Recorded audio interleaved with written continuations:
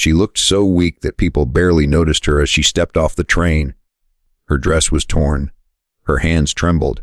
Holding one small suitcase, she quietly approached a rancher standing with his children and whispered, "Please, just give me a place to sleep."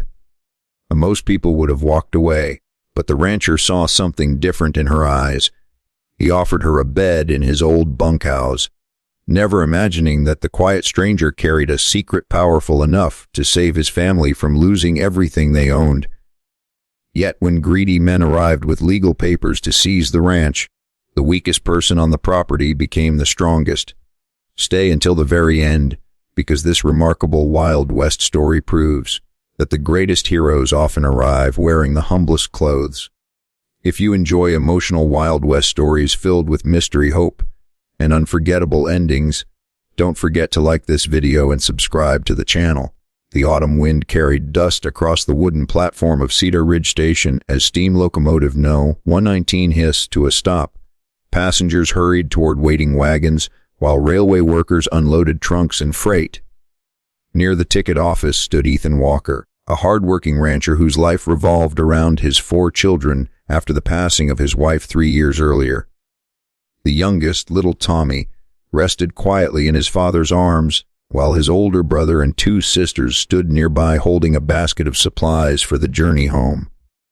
Although Ethan smiled for his children's sake, worry weighed heavily on him.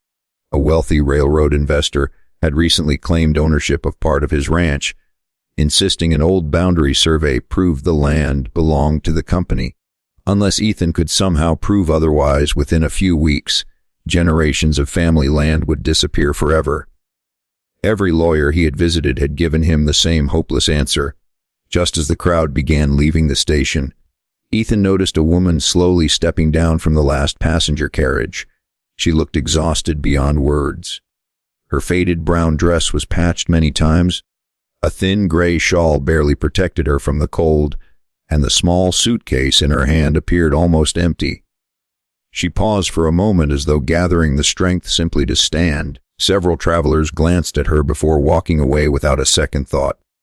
She slowly approached Ethan. Her voice was barely above a whisper. "Please, just give me a place to sleep. I'll leave at sunrise. I only need one safe night." Ethan looked at his children. His eldest daughter gently tugged his sleeve. "She looks hungry." Without another question, Ethan nodded. "You can stay in the old bunkhouse beside the barn. It's warm. And you'll have supper with us." The woman lowered her head as tears quietly filled her eyes. "Thank you. My name is Eleanor." That evening, the Walker family welcomed Eleanor into their simple farmhouse.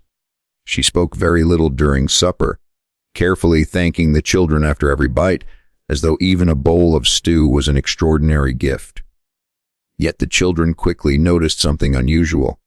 Whenever they discussed maps hanging on the wall or old land records stacked on Ethan's desk, Eleanor listened with remarkable attention. Later that night, while everyone slept, Ethan awoke to see a lantern glowing inside the dining room. Eleanor sat alone studying an old survey map spread across the table. Her tired eyes no longer looked confused. Instead, they looked like someone who recognized something everyone else had missed. She quietly touched one faded mark drawn near the riverbank, then whispered to herself, "They've been searching in the wrong place." Ethan froze in the doorway. Who was this frail stranger, and how could she possibly know anything about the land that threatened to destroy his family's future? The following morning, Ethan found Eleanor carefully studying the faded survey map once again. Instead of asking why she had been looking through his papers, he quietly poured her a cup of coffee and waited. After a long silence, Eleanor finally spoke. "I wasn't always a traveler," she said softly. "Years ago, I worked as a surveyor's assistant for the railroad." Ethan looked at her in surprise. "In those days, I copied land records and helped prepare official boundary maps." She gently pointed toward a faint pencil mark almost erased by time. "This isn't the original survey line. It's a correction. The company is using the wrong copy." Ethan's heart skipped a beat. For weeks, every lawyer had believed the railroad owned part of his ranch because of that very map. Eleanor carefully unfolded another piece of paper from inside her old suitcase. It was worn, yellow with age, and protected inside a cloth cover. "I've carried this for years," she whispered. "It contains notes made by the chief surveyor before he died." She explained that the railroad executives had quietly ignored the corrected boundary because it gave them less land. Most copies were destroyed, but she had secretly kept her handwritten field notes, hoping one day the truth would matter. Together, Ethan and Eleanor rode to the old riverbank marked on the map. After several hours of searching through tall grass and scattered rocks, Eleanor suddenly stopped beside an ancient cottonwood tree. She smiled for the first time. "It's here." Buried beneath years of soil was a weathered stone engraved with the original survey mark. Exactly where Eleanor had said it would be. The true property line proved the railroad's claim was false. Ethan could hardly believe it. But before they could celebrate, a ranch hand came racing toward them on horseback. "The railroad men are already at your ranch!" he shouted. "They've come with deputies to seize the property today." Ethan looked at the old survey stone, then at Eleanor. For the first time in years, hope replaced fear. The quiet woman who had arrived asking only for a place to sleep wasn't just a stranger. She carried the truth that could save everything his family loved. By the time Ethan and Eleanor returned to Cedar Ridge, nearly the entire town had gathered outside the ranch. Railroad officials stood beside two deputies, already preparing documents that would force the Walker family to leave the land their parents and grandparents had worked for decades. The children clung to one another. Little Tommy buried his face against Ethan's shoulder. The railroad agent smiled confidently. "You've had your chance, Mr. Walker.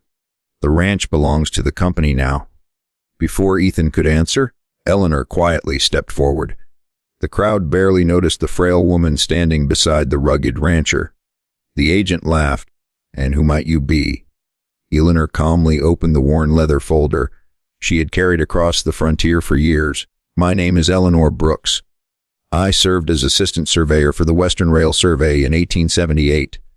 The laughter stopped. She carefully laid the original field notes on the table. Then she placed a charcoal rubbing of the stone marker they had discovered that morning beside them. "The map you're using is not the final survey," she said.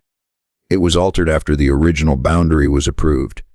She explained every measurement with remarkable confidence, pointing to dates, signatures, and survey marks that perfectly matched the stone hidden beside the river. The town judge examined each document in silence. Finally, he looked toward the railroad officials. "Do you have any evidence to dispute these original records?"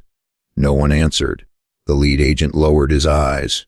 For the first time, the people of Cedar Ridge realized the company had tried to steal a family's home through deception rather than law.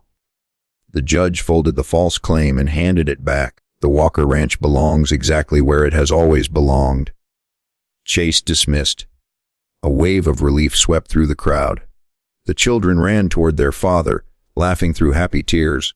Neighbors who had feared the worst surrounded Ethan, shaking his hand and celebrating the victory. But Ethan quietly turned toward Eleanor. "If you hadn't knocked on my door, my children would have lost everything." Eleanor smiled gently. "No. You saved your family the moment you opened that door. I only helped because you first helped me." Those words stayed with Ethan long after the crowd went home. In the weeks that followed, the old bunkhouse remained occupied, not because Eleanor had nowhere else to go, but because she had finally found people who treated her with dignity instead of suspicion. She helped teach the Walker children to read maps, measure land, and understand that knowledge was every bit as valuable as strength. Years later, Tommy became one of the most respected surveyors in the territory, protecting small ranchers from dishonest land claims, just as Eleanor had once protected his family. At the entrance of the Walker Ranch, Ethan placed a simple wooden sign that every traveler could read before reaching the house. It said, "No stranger leaves this ranch without kindness." Visitors often asked why those words mattered so much.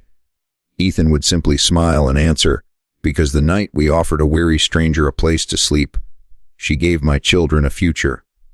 The moral of this story is simple: never measure a person's value by worn clothes, tired eyes, or empty pockets. The greatest wisdom often arrives quietly, and one act of compassion toward a stranger may become the very blessing that saves your own family. Kindness given without expecting anything in return has a remarkable way of finding its way back home. If this story touched your heart, please like this video, subscribe to the channel, and share it with someone who believes that compassion, truth, and integrity can still change lives. We'll see you in the next unforgettable Wild West story.